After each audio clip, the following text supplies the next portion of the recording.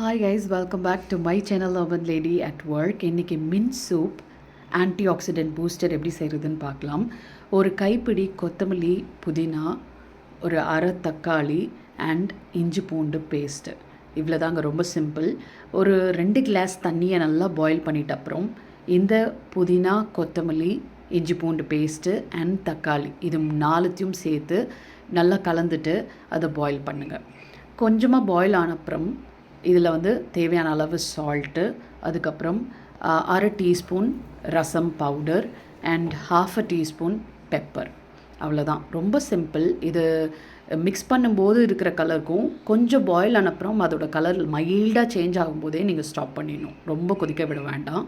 And அந்த தண்ணியை இமீடியட்டாக நீங்கள் ஸ்ட்ரெயின் பண்ணி ஒரு கிளாஸில் ட்ரான்ஸ்ஃபர் பண்ணி கார்னிஷ் பண்ணி நீங்கள் எடுத்துக்கலாம். It's antioxidant booster. இன்டைஜஷனுக்கும் நீங்கள் எடுத்துக்கலாம்.